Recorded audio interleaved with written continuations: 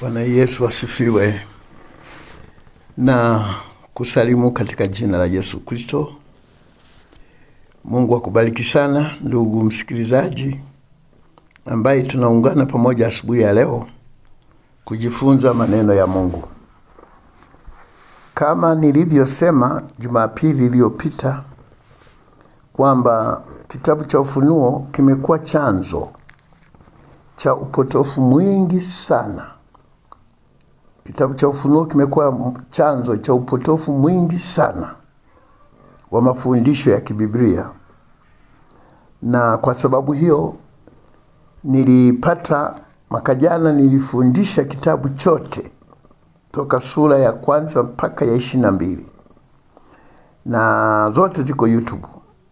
Lakini kwa sababu mbalimbali watu wameendelea kuuliza maswali mengi sana. Asilimia kubwa ya maswali ninayojibu yanasababishwa na mafundisho yaliyomo ndani ya kitabu cha Ufunuo. Na maswali mengi watu wanayauliza, kwanza ni mambo ambayo hayapo. Kwa sababu gani? Kwa sababu nimeeleza kwamba kitabu cha Ufunuo kama neno lake lilivyo ni ufunuo, sio unabii. Lakini kwa sababu kitabu hiki kinataja neno unabii ndani ya sura ya kwanza na ndani ya sura ya 22. Sura ya kwanza tunasema sura ya utangulizi, kuna neno unabii linatajwa pale, na sura ya 22 ni ya hitimisho, kuna tajwa unabii pale. Hayo yamewafanya watu waamini kwamba kitabu hiki ni unabii, kinatabiri mambo yajayo. Na kwa sababu kwa kanuni za kibiblia unabii hauna hadidu za rejea, mnabaki kusubiri. Huwezi kusema Mungu amesema hivi na hivi na hivi na hivi, ni kwa sababu hii. Inabidi kama umeelewa au hujaelewa. Lakini Ufunuo una hadidu za rejea. Ndio maana tunafundisha wale manabii waliotabiri habari za katika Agano la Kale, walipoulizwa wafafanue juu ya nabii zao, hawakujua, hawakuelewa. Lakini tunasoma katika waraka wa Petro kwamba Mungu aliwaambia mambo haya walipotaka kujua. Mungu aliwaambia mambo haya sio yenu, subirini, ninyi mnahudumu kwa wakati mwingine, kwa vizazi vijavyo. Lakini Ufunuo unatufunulia mambo hayo. Unatufunulia mambo hayo yaliyotabiriwa. Na nifundishe kitabu kizima kwa kuonyesha kama evidence, kuthibitisha yale niliyosema kwamba kitabu hakitabiri, kinafunua yale yaliyotabiriwa. Kuonyesha ushahidi, nilifundisha sura zote nikitoa evidence kwamba ujumbe huu unatokea hapa, ama katika manabii, ama katika Torati, ama katika Injili, ama katika nyaraka.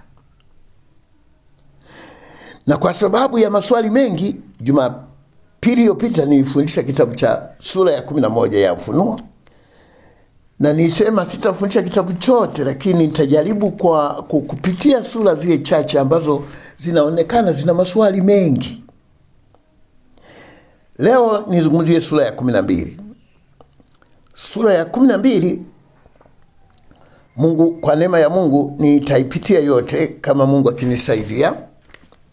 Sura hii ya 12 inagawanyika katika mafungu matatu. Fungu la kwanza linaanza mstari wa kwanza mpaka wa 6. Fungu la pili mstari wa 7 mpaka wa 12, na fungu la mwisho mstari wa 13 mpaka ule wa 17. Fungu la kwanza linasema, nasoma mistari ya ile ya mwanzo, inasema, na ishara kuu ilionekana mbinguni, mwanamke aliyevikwa jua na mwezi ulikuwa chini ya miguu yake, na juu ya kichwa chake taji ya nyota 12. Naye alikuwa ana mimba, akilia hali ya utungu na kuumwa katika kuzaa. Ikaonekana ishara nyingine mbinguni, na tazama, joka kubwa jekundu alikuwa na vichwa 7 na pembe 10, na juu ya vichwa vyake vilemba 7, na mkia wake wakokota theluthi ya nyota za mbinguni na kuziangusha katika nchi. Na yule joka akasimama mbele ya yule mwanamke aliye tayari kuzaa, ili azaapo amle mtoto wake. Naye akazaa mtoto mwanaume, yeye atakaye wachunga mataifa yote kwa fimbo ya chuma, na mtoto wake akanyakuliwa hata kwa Mungu na kwa kiti chake cha enzi. Yule mwanamke akakimbilia nyikani, ambapo ana mahali palipotengenezwa na Mungu, ili wamlishe huko muda wa siku 1260. Fungu hili linaeleza nini? Kwanza nilieleza changamoto inayopatikana ndani ya kitabu cha Ufunuo, kwamba kitabu hiki hakijaandikwa kwa mpangilio, kwamba baada ya jambo hili litafuata hili, baada ya hili linafuata hili. Nimeeleza huko nyuma kwamba ni kitabu ambacho hakijaandikwa katika mpangilio maalum. Usipoijua hii itakusumbua. Jumapili tulikuwa tunajifunza habari ya Yohana Mbatizaji na Yesu, huduma yao. Sura ya 12 mistari hii inazungumzia habari za kuzaliwa kwa Yesu. Unaona, imetangulia huduma. Sura ya 12 inaleta habari ya kuzaliwa kwake. Mwanamke anayesemwa hapa ni taifa la Israeli, ambalo linajulikana kama mwanamke katika Agano la Kale. Mwanamke huyu tunampataje? Huyu mwanamke alikuwa na nyota 12. Nyota nini? Ni kabila 12 za Israeli. Naye alikuwa na mimba, akilia ana hali ya kutaka kuzaa. Katika taifa la Israeli walikuwa na shauku ya kumpokea Masihi kutokana na unabii. Waliambiwa atakuja Masihi. Walikuwa wana shauku ya kumngojea na kumpokea Masihi. Hawakujua atakujeje. Unakumbuka hata yule mwanamke Msamaria alipokutana na Yesu katika Yohana, anamwambia, au ndio wewe tunayekutazamia ndio Masihi? Maana walikuwa na shauku, wanangojea kwamba atakuja Masihi, lakini hawakujua atakuja kwa njia ipi. Ndio maana anasema alikuwa na mimba, ana utungu wa kuzaa mwana. Taifa hili ndilo lililomzaa Yesu Kristo. Na wakati huo likiwa katika hali ya kutazamia mwana, Biblia inasema nikaona tena joka. Anaona maono mengine, anaona joka jekundu mwenye vichwa 7. Hizi ni sifa za shetani. Jekundu lina vilemba na lina mkia wake unakokota theluthi ya nyota za mbinguni. Nilieleza nyota sio nyota zile za mbinguni za mawingu. Nyota zinawakilisha taifa.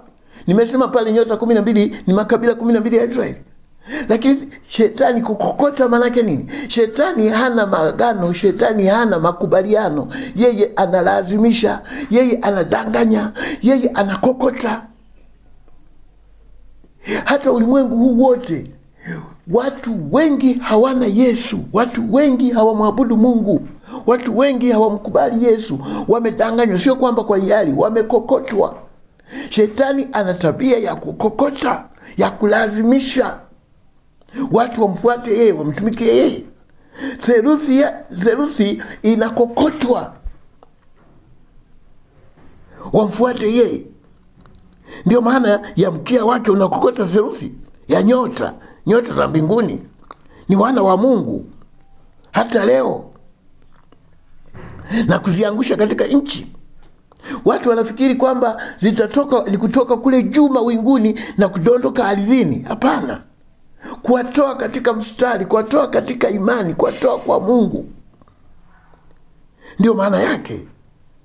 Na mstari unafuata unasema na yule joka akasimama mbele ya yule mwanamke aliye tayari kuzaa, ili azapo amle mtoto wake. Joka ni Shetani. Alijua matumaini ya Israeli kumpokea Yesu. Na Yesu alipozaliwa, tunakumbuka alivyoingia kwa Herode kumtafuta Yesu amuangamize. Ni joka alikuwa anatafuta kumla mtoto atakayezaliwa. Mnazifahamu mbinu alizozitumia Herode mpaka Mungu akamuokoa. Akaokoa Yusufu na Mariam. Anataka mle mtoto, maana anajua huyu anakuja kuleta ukombozi duniani. Anakuja kupingana naye, maana anakuja kama mfalme wa dunia. Na yeye Shetani akijua yeye ndio mfalme, sasa anamsikia tena mfalme mwingine anakuja. Tunaona yule anayekwenda kuzaliwa ndiye yule ambaye atawachunga mataifa. Hili neno linatangulia, ni mbele. Baada ya kuzaliwa na kuwa na huduma, baadaye ndiye atakayewachunga mataifa. Amekuja kama mfalme. Yesu alizaliwa kama mfalme. Mstari ule unasema wa 9, sio wa 9, wa 6, anasema yule mwanamke akakimbilia nyikani, ambako ana mahali palipotengenezwa na Mungu, ili wamlishe huko muda wa siku 1260. Nyikani ni wapi? Mwanamke, tunasoma habari za Yusufu pamoja na Mariam walivyoambiwa na Mungu kukimbia kutoka Yerusalemu, kutoka Uyahudi, kukimbilia Misri ili wamuhifadhi mtoto, maana Herode anamtafuta amwangamize. Yusufu na Mariam walikimbilia Misri, wakakaa huko mpaka Herode alipokufa. Na Biblia inasema wakakimbilia nyikani wamlishe huko mtoto mahali palipotengenezwa. Ni Mungu aliahidi kwamba watatunzwa huko. Na ukitaka kuona pia, ukirudi katika mambo ya katika manabii, Agano la Kale, katika Agano la Kale tunaona kwamba kutoka Misri unabii ulisema kwamba Mungu atamwita Yesu Kristo arudi kutoka Misri. Unabii ulitangulia kusema. Nikuonyeshe kama nitakumbuka neno hili, sikuliandaa mapema, lakini ngoja nione mara moja.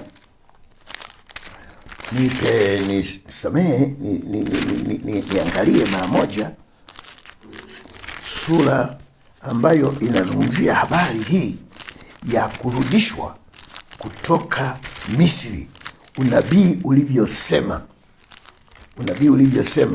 Nadhani kitabu cha Hosea,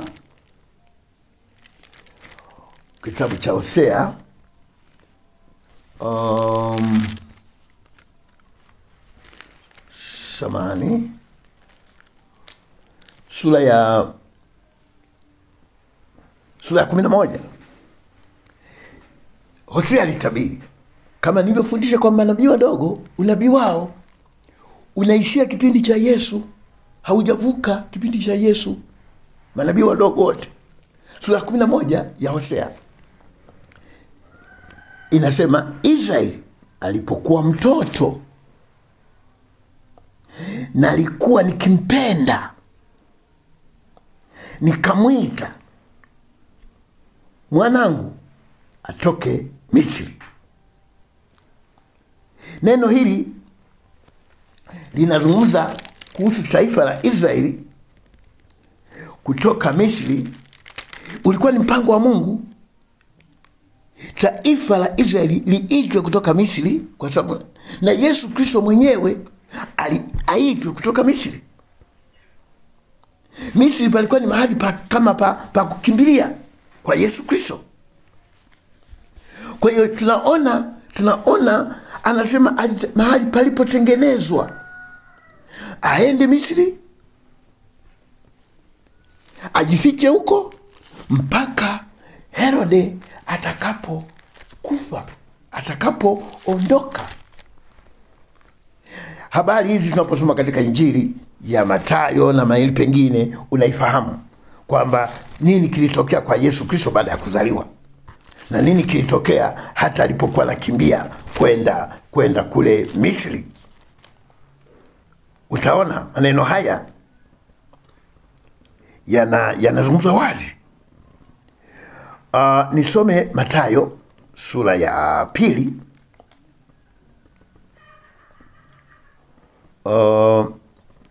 Sura ya 2. Nisome kwa habari yote iko ndani ya kitabu hicho, lakini mimi nasoma maneno machache tu. Nisome kwanza 13. Anasema, na hao walipokwisha kwenda zao, tazama malaika wa Bwana alimtokea Yusufu katika ndoto, akasema, ondoka umchukue mtoto na mama yake, ukimbilie Misri, ukae huko hata nikuambie, kwa maana Herode anataka kumtafuta mtoto amwangamize. Akaondoka akamchukua mtoto na mama yake usiku, akaenda zake Misri, akakaa huko hata alipokufa Herode, ili litimie neno lililonenwa na Bwana kwa ujumbe wa nabii akisema, kutoka Misri nalimuita mwanangu. Nimefafanua katika Hosea 11 mstari wa 1 kwamba taifa la Israeli liliitwa kutoka Misri. Hata Yesu aliitwa kutoka Misri. Alitoka Misri kuja kuanza huduma katika Uyahudi. Ndio maneno yalivyo. Kwa hiyo kule ni mahali ambapo paliandaliwa mapema. Kwa hiyo sura hii ya 12 mstari wa 1 mpaka wa 6 inazungumzia kuzaliwa kwa Yesu. Ukianzia mstari wa 7 kinaanza kitu kingine. Kulikuwa na vita mbinguni. Mikaeli na malaika zake wakapigana na yule joka. Yule joka naye akapigana nao pamoja na malaika zake. Nao hawakushinda, wala mahali pao hapakuonekana tena mbinguni. Yule joka akatupwa, yule mkubwa nyoka wa zamani aitwaye Ibilisi na Shetani, audanganyaye ulimwengu wote, akatupwa hata nchi, na malaika zake wakatupwa pamoja naye. Ni simame kwanza hapo. Biblia inaposema vita mbinguni, nimeelezwa mara nyingi, mbinguni ni wapi? Mbinguni manake ulimwengu wa kiroho. Vita vya Yesu na Shetani havikufanyika katika mwili wa nyama wa mwili ambao watu wangeweza kuviona hivyo vita. Vita vya Shetani na Yesu vilifanyika katika ulimwengu wa kiroho. Ndio inasema vita vilikuweko mbinguni. Mikaeli ambaye ni Yesu Kristo akipigana na Shetani. Vita ambavyo hakuna aliyeviona. Watu waliona kwa macho matukio machache tu yale Yesu akiwa msalabani, lakini katika ulimwengu wa roho kulikuwa na vita kubwa kuliko ile ambayo watu walikuwa naiona. Ndipo Shetani aliposhindwa na kutupwa nje. Tulisoma katika Injili ya Yohana 12. Yesu anasema nakwenda kumtupa nje ya nyumba yake. Mathayo tulisoma kwamba alisema nakwenda kumfunga. Yohana anasema nakwenda kumtupa nje. Hapa anasema alimtupa chini. Maana alimshinda katika vita hivyo vya msalaba. Vita hivi vilifanyika wapi? Msalabani. Mstari wa 9 unasema ni yule joka akatupwa, yule nyoka wa zamani ambaye ni Ibilisi na Shetani, audanganyaye ulimwengu wote. Watu wanasema mistari hii inazungumzia vita alipofukuzwa Shetani mbinguni na kuja duniani. Sasa alikuwa anafukuzwa mbinguni, alikuwa anadanganya nani kule mpaka kafukuzwa? Maana hapa alitupwa chini yule anayeudanganya ulimwengu. Manake alimshinda yule anayedanganya ulimwengu. Alimfunga yule anayedanganya ulimwengu. Alimtoa nje yule anayedanganya ulimwengu. Yesu alimshinda msalabani. Sasa kama ni mbinguni, alikuwa anadanganya ulimwengu akiwa mbinguni, alafu ndiye akatupwa chini? Hapana, tuielewe vizuri Biblia. Hivi ni vita vilivyofanyika msalabani. Mstari wa 10, baada ya vita hivyo, baada ya kumshinda, mstari wa 10 unasemaje? Unasema nikasikia sauti kuu mbinguni ikisema, sasa kumekuwa wokovu na nguvu na ufalme wa Mungu wetu na mamlaka ya Kristo wake, kwa maana ametupwa chini mshtaki wa ndugu zetu, yeye awashitakie mbele za Mungu wetu mchana na usiku. Sauti ya mstari wa 10 inasema nikasikia sauti inasema, sasa kumekuwa na wokovu, sasa kumekuwa na ufalme wa Mungu na mamlaka yake yamekuwepo. Ufalme wa Mungu ni wokovu. Wokovu umetangazwa, mamlaka yametangazwa. Yesu alipofufuka alisema nimepewa mamlaka mbinguni na duniani. Kwa sababu gani? Amemshinda, amemtupa yule aliyekuwa anaudanganya ulimwengu. Na akiwa msalabani akasema imekwisha. Kazi hii nimepigana, sasa nimemaliza, imekwisha. Ametupwa yule aliyekuwa anaudanganya ulimwengu, ameshindwa. Na wokovu umetangazwa, ufalme umetangazwa, mamlaka yanatangazwa msalabani. Hakuna aliyesikia, lakini katika ulimwengu wa roho Yesu aliposema imekwisha, maana yake kazi niliyokuja kuifanya, kuleta ufalme, kuleta ukombozi, kuleta wokovu, nimeimaliza sasa. Ndio ile neno imekwisha. Ufunuo hautabiri, unatufafanulia yaliyotendeka ambayo sisi hatukuyajua. Kwamba pale ilikuwa ni vita, sio vile mlivyo mnamuona Yesu akitia huruma msalabani. Hapana, Yesu alishinda vita, vilikuwa vikubwa pale, na alimaliza kila kitu pale msalabani. Na akatangaza tangazo, hawakulisikia watu, lakini Yohana anatufafanulia katika Ufunuo. Baada ya kutupwa huyu aliyekuwa anaudanganya ulimwengu, maana sasa hataendelea. Mstari wa 11, sasa watu waliomwamini Yesu, waliohubiriwa, ambao injili itaendelea kuhubiriwa kwao. Mstari wa 11 anasema wakamshinda kwa damu ya mwanakondoo. Yohana anafunuliwa sasa baada ya Shetani kushindwa na kutupwa, wale waliomwamini akaona wanaendelea sasa, wanamshinda huyo Shetani kwa damu, wanamshinda kwa neno. Shetani aliyekuwa na nguvu za kudanganya, sasa nguvu zake zimenyang'anywa, haendelei kudanganya tena. Wanadamu wana uwezo wa kumshinda kwa damu, wana uwezo wa kumshinda kwa neno. Neno la ushuhuda, wengine nimepata kusikia wanatoa shuhuda zao, wanasema Yesu alisema tutamshinda Shetani kwa shuhuda. Wanashuhudia, na katika shuhuda zao kuna mambo ya ajabu ajabu, mengine ya kudhalilisha, mengine ya aibu. Alafu wanasema Yesu alisema tutamshinda kwa shuhuda. Neno la ushuhuda, neno la ushuhuda ni Biblia. Neno la ushuhuda ni neno la Mungu, sio ushuhuda wa kwako wewe. Neno la Mungu linaitwa ushuhuda, linaitwa neno la ushuhuda.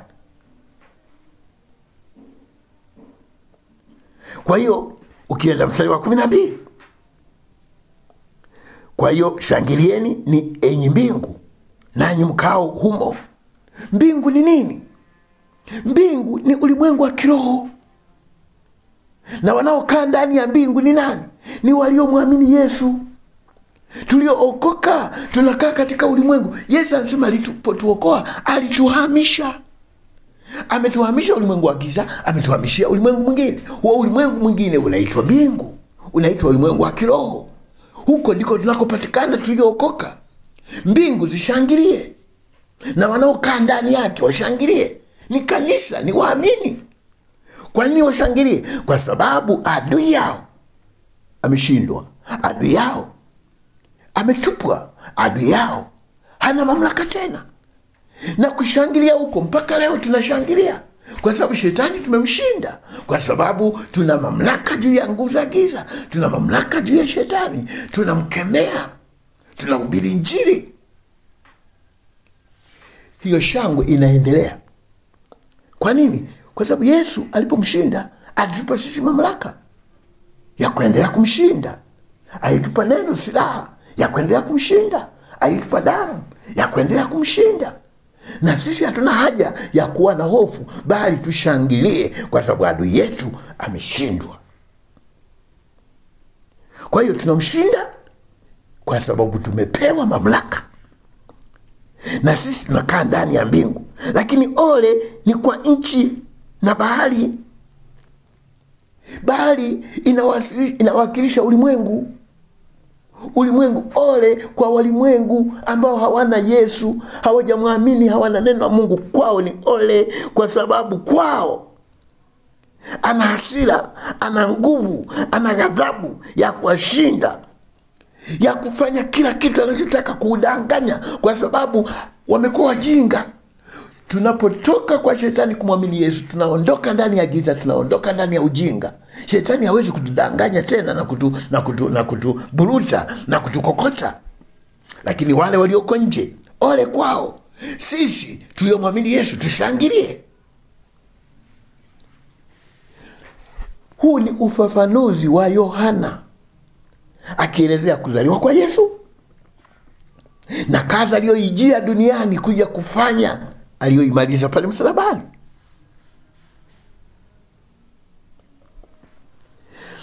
Nikupe kidogo ufunuo mwingine ambao Paulo alionyeshwa kuhusu kazi ya msalabani. Yale yaliyofanyika msalabani yalikuwa ni machache sana. Watu hawakujua nini kinaendelea, ila walikuwa wanamhurumia Yesu anavyotia huruma na mateso yale.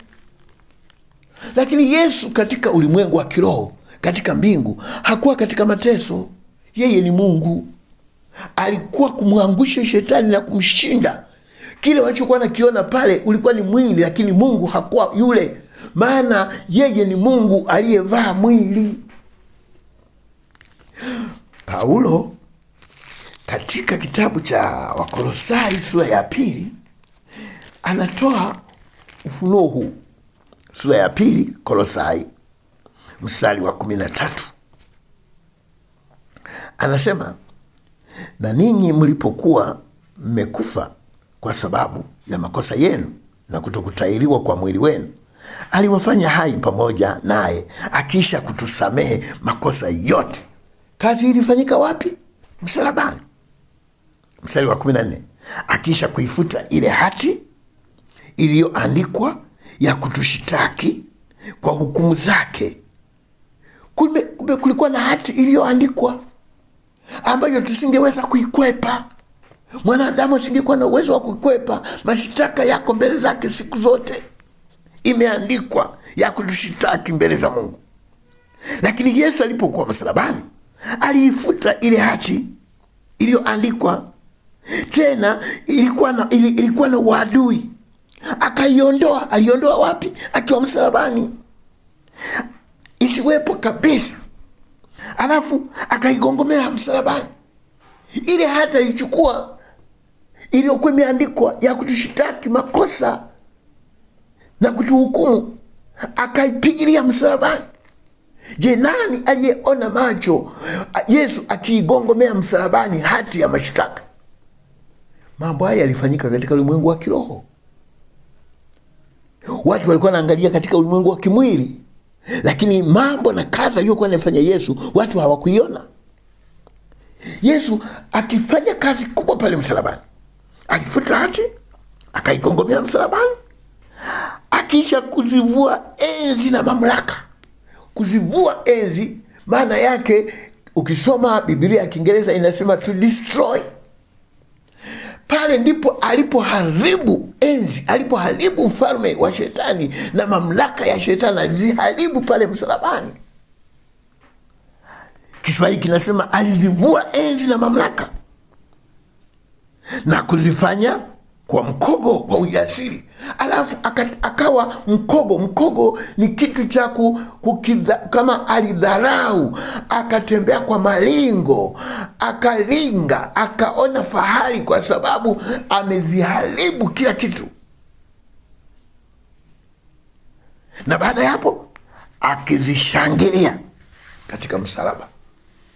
Je, nani alimuona Yesu akishangilia msalabani? Kuna mtu alimuona Yesu akishangilia msalabani? Walikuwa wanaangalia katika mwili, lakini vita vilikuwa katika mbingu, vilikuwa katika roho. Pale ndipo nguvu za shetani zilipomalizikia. Huu ulikuwa ni ufunuo wa Paulo. Hapa katika sura 12 ya Ufunuo tunasoma ufunuo wa Yohana, wakielezea yale yaliyotendeka, sio yatakayokuja. Yohana haelezei mambo yatakayokuja, anaelezea mambo yaliyofanyika ambayo hatuyaelewi. Sasa anatufunulia tujue kazi iliyotendeka.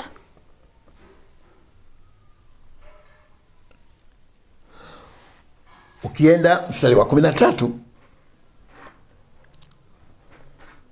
linaanza fungu lingine. Anasema, na joka yule alipoona ya kuwa ametupwa katika nchi, alimuudhi mwanamke yule aliyemzaa mtoto mwanaume. Wengi wanasema hapa, wanamsema mwanamke, inaposema wanamsema ni Mariam. Nimekuambia katika mstari wa kwanza kwamba mwanamke aliyevikwa jua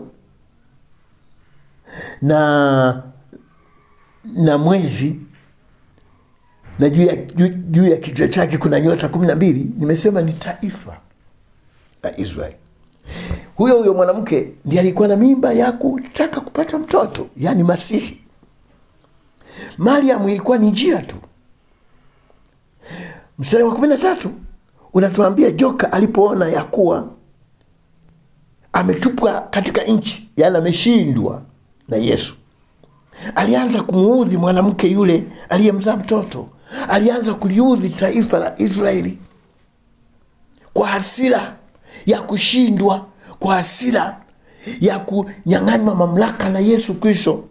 Alimgeukia mwanamke. Mwanamke ni taifa. 14.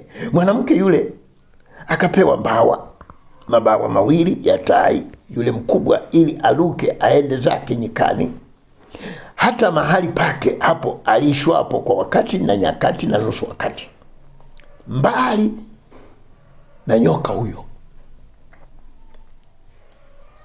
Wakati shetani hasira zake zimegeukia taifa la Israeli ili aliangamize kabisa, maana ndio limemleta Yesu ambaye anakuja kunipiga mimi.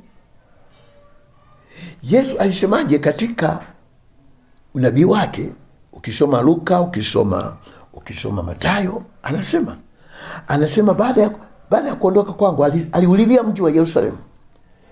Yerusalemu, laiti ungelijua ya kupasayo. Kwa sababu Yerusalemu walimkataa Yesu.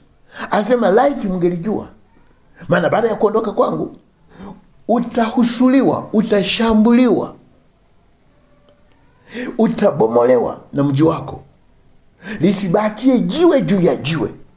Maana hukujua majira, hukujua kuhesabu majira, kuyatambua majira. Nimekuletea wokovu, nimekuletea neema, umeikataa. Ungejua usingefanya hayo. Light ungelijua. Yesu baada ya kuondoka taifa la Israeli limebaki lililomkataa Yesu. Aliingia tena shetani kwa kutumia utawala wa Kirumi. Majeshi ya Kirumi yalivamia Israeli, yalivamia taifa, hayakumvamia mwanamke Mariamu, yalivamia taifa, ndio mwanamke. Walipigwa taifa la Yuda, walipigwa Israeli, waliteketezwa, hekalu lilibomolewa, na walikusudia kuwamaliza wote kabisa wasibakie. Mungu akatengeneza njia kuwatorosha wakimbie. Hapa nasema wakapewa mbawa za kuruka. Yaani kwa uwezo wa Mungu walikimbia, lakini wengi waliuawa. Wengine wakapewa uwezo wa Mungu wakakimbia kama mbawa za Mungu, wakatoroka wakaenda nchi nyingine, wakawa wakimbizi.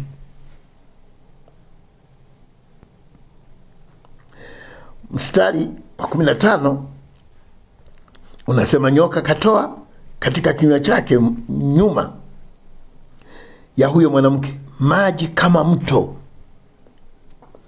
amfanye kuchukuliwa na ule mto. Inchi ikamsaidia mwanamke, inchi ikafunua kinywa chake, ikaumeza mto ule aliyoutoa yule joka katika kinywa chake. Wakati shetani anakusudia kuangamiza taifa la Israeli, ilikuwa ni hasira kama ya mto uliotoka kinywani mwake, kama mafuriko ya maji yanataka kuwasomba wana wa Israeli, yawaangamize wote. Yale mafuriko yalikuwa ni mabaya kuangamiza taifa la Israeli. Inchi ikafunua kinywa, ikameza yale maji yote, ikameza hasira zote, ikameza ule mto, ili wana wa Israeli wapate usalama. Inchi kumeza mto unaotaka kuigharikisha. Ni mataifa yaliyokubali kuwahifadhi wana wa Israeli waishi kama wakimbizi katika nchi zao. Ndipo taifa la Israeli lilipokufa wakati huo, mwaka 70 AD.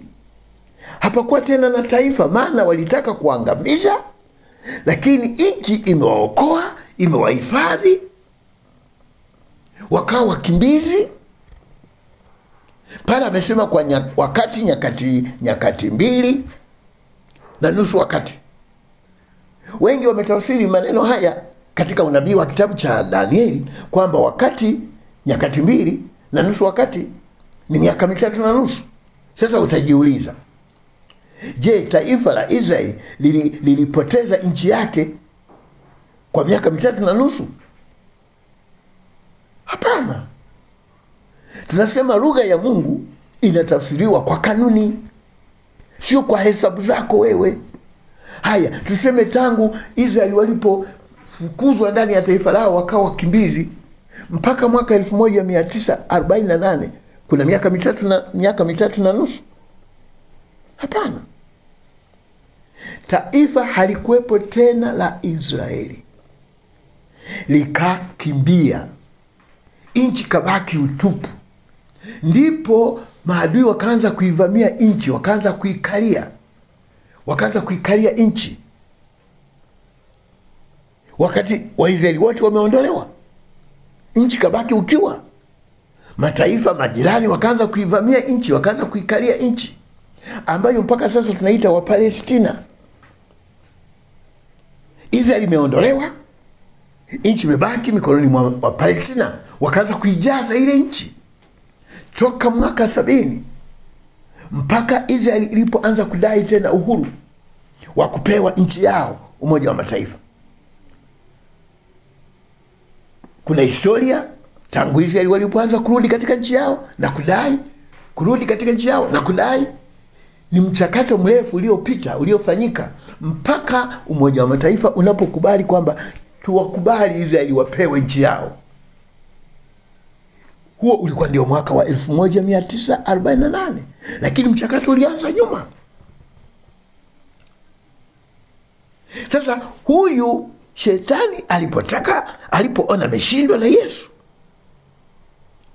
hasira zake zikamwendea mwanamke, yaani taifa aliangamize, na hilo taifa likaokolewa na nchi ikameza ule mto, hawa Israeli wakawa salama.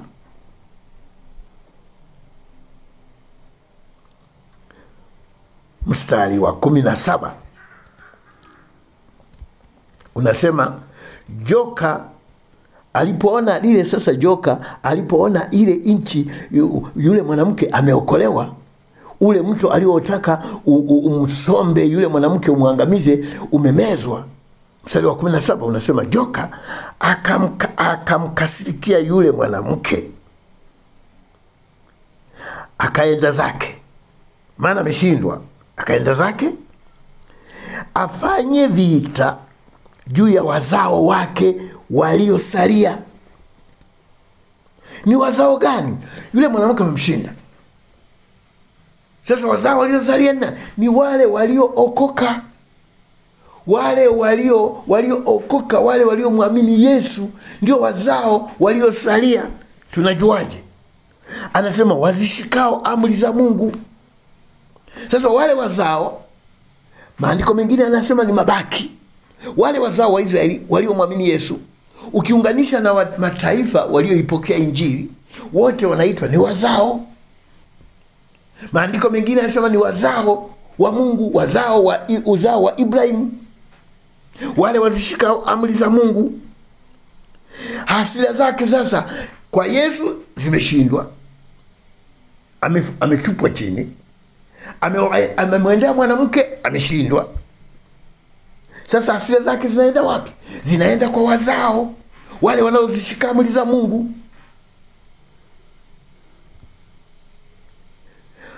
Na wenye kuwa na ushuhuda wa Yesu akawaendea hao, naye akasimama juu ya mchanga wa bahari. Mchanga wa bahari unawakilisha wingi wa mataifa, wingi wa mataifa, hesabu kubwa isiyo na hesabu. Akasimama kwenye mchanga wa bahari, apige vita na wale wazao waliosalia. Mahali pengine Waisraeli wanaitwa mabaki, wale Waisraeli waliomwamini Yesu wakati Israeli yote imemkataa Yesu, wale wanaitwa mabaki. Hayo mabaki yanaungana na mataifa waliomwamini Yesu, wanaitwa wazao, wenye ushuhuda wa Yesu, wenye kuzishika amri za Mungu. Hiyo vita sasa, hasira zimewageukia wazao, ndizo zinazoendelea mpaka leo. Leo tunapigana na shetani. Leo shetani ni adui yetu. Hasira zake ziko kwa waamini, ziko kwa wazao, ziko kwa wanaompenda Mungu, ziko kwa wale watoto wa Mungu waliookoka, wanaokimbia ulimwengu na kumwendea Yesu. Hasira za shetani ziko kwa hao, ndio wanaoitwa wazao. Hiyo vita na wazao haijaisha mpaka leo.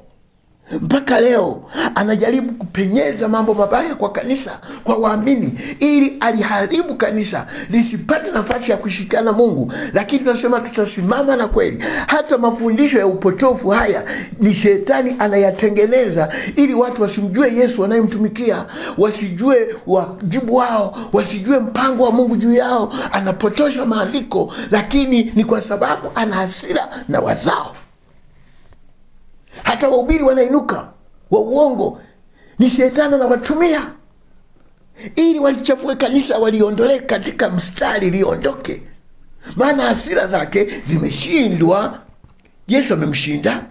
Alipotaka kuharibu taifa, kumharibu mwanamke, naye akashindwa. Sasa afanye nini? Aende wapi? Hasira zake zikahamia kwa wazao. Wazao ni kanisa. Ndio maana shetani anaunguruma kama simba ndani ya ulimwengu wote, akitaka kuwapotosha Wakristo wamwache Yesu. Na mbinu zake zinabadilika kila wakati. Leo hivi hawaondoi watu makanisani. Shetani leo haondoi watu makanisani, anawaacha waendelee kujaa makanisani. Ndio mbinu mpya ya shetani. Lakini humo ndani ya kanisa wadanganywe, humo ndani ya kanisa wafundishe uongo, humo ndani ya kanisa wapotoshwe. Maana swala la kuwatoa watu wasimwamini Mungu, wasiende makanisani, shetani limemshinda. Ni mbinu ya zamani hiyo, imemshinda. Amebuni mbinu nyingine. Watu wanajaa maelfu, lakini ni uongo mtupu. Na anawahimiza waende. Shetani kuna watu anawahimiza waende kanisani leo, kwa sababu anajua kule nimeshawadanganya tayari. Maana vita vyake ni wazao. Kwa hiyo mbinu za zamani, tulikuwa tunamtambua mtu kwamba amemwacha Mungu, walikuwa wanaacha kanisa wanakwenda kulewa, wanaacha kanisa wanakwenda kufanya uchawi na mambo kadha wa kadha huko nje. Mbinu za shetani za leo sio hizo. Shetani anabadilisha mbinu kila wakati. Leo shetani anafungua makanisa. Leo anafungua makanisa. Anaweka watumishi wake wanatumia Biblia, lakini wakiipindua mafundisho ya uongo kabisa. Hata kule kusema kitabu cha Ufunuo mambo yake yote yako mbele, hayatuhusu sisi. Haya ni mafundisho ya shetani. Amepindua Biblia na anafundisha kwa nguvu, na mafundisho yaliyopotoka ukitaka kujifunza. Yeyote anayefundisha mafundisho yaliyopotoka ukimgusa ni mkali, yuko tayari kukulani, yuko tayari kutukana, yuko tayari kutumia hasira zote na nguvu zote. Neno la Mungu halipiganiwi kwa nguvu, lakini mapokeo na udanganyifu vinapiganiwa kwa nguvu. Watu wanafarakana, wanaachana, hata kupoteza na undugu unapotea, kwamba afadhali tuachane kwa sababu wameshindana katika misimamo ambayo shetani ameiweka. Hamwezi kuachana ndugu kwa ajili ya neno la Mungu. Hamwezi kuwa maadui kwa ajili ya neno la Mungu. Neno la Mungu linatuunganisha, lakini mafundisho mapotofu usipoyakubali unatengwa, unafanyika adui. Maana shetani kazi yake ni kukokota, ni kudanganya kwa nguvu, ana hasira. Ole kwa ulimwengu, ole. Lakini mbingu wanaomjua Mungu washangilie. Maana tumepewa nguvu za kushinda shetani kwa neno na kwa ushuhuda na kwa maisha yetu ya kujitakasa katika damu yake. Je, ushuhuda huu, ushahidi huu hautoshi kukushuhudia kwamba kitabu cha Ufunuo kilikuwa kitabiri?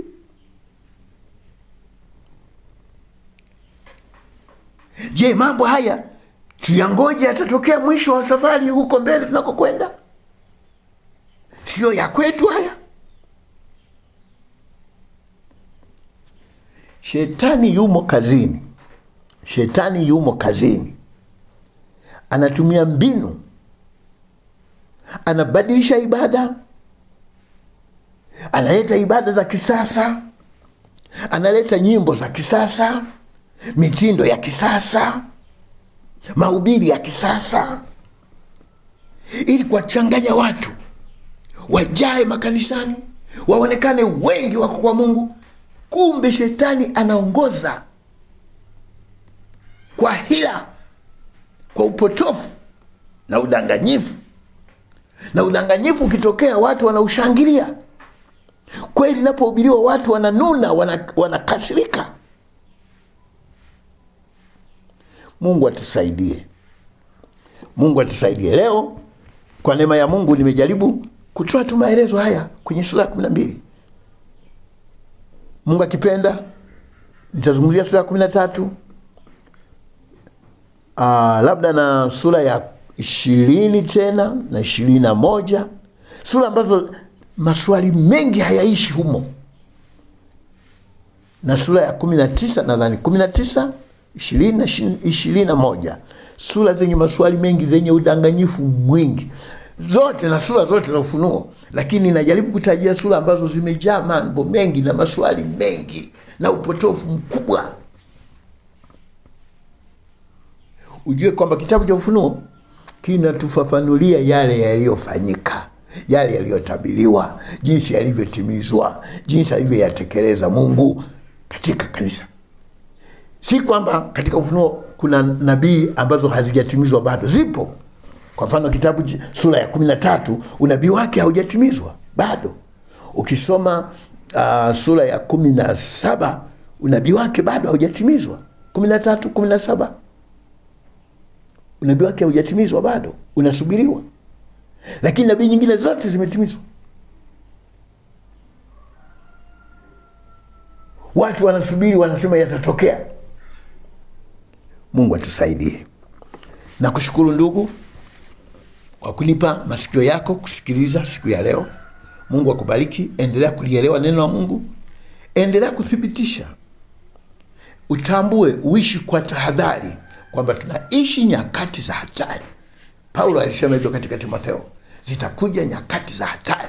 Watu watajitenga na imani. Watasikiliza mafundisho ya danganyayo, mafundisho ya mashetani.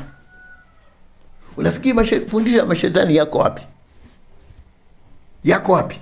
Yanapatikana wapi? Watu wakijitenga na imani, huku wanaendelea kusikiliza mafundisho, roho zidanganyazo na mafundisho ya mashetani. Je, roho zidanganyazo na mafundisho ya mashetani yanapatikana wapi? Yanapatikana ndani ya makanisa. Ujue hayo. Mungu akubariki sana. Naendelea kukaribisha tena katika vipindi vyetu vingine vinavyokuja na huduma yetu. Tunaendelea na huduma ya kufundisha neno la Mungu. Tunajibu maswali kila Jumatano. Tunatoa ujumbe kama huu siku ya Jumapili. Tuna shule ya Biblia kwa njia ya mtandao. Tunatoa ushauri katika ofisi yetu. Iko wazi wakati wote. Watu wanahitaji ushauri wa kiroho, hata wa kawaida. Tuna wataalamu wanaweza kusaidia kushauri mambo kadhaa. Lakini tuna vitabu pia vya kiroho vya kusaidia kukukuza katika imani na kumjua Mungu. Tunakukaribisha. Jina langu naitwa ni mchungaji Dr. Zefania Mwarusambo. Namba yangu ya simu ni 0754 04 1599. Namba nyingine ni 0769 00 7328. Hiyo ni namba ya coordinator wetu, mratibu wetu wa huduma. Tuna namba ya sekretari wetu. Namba ni 0677 88 0199. Tunakukaribisha katika jina la Bwana. Amen.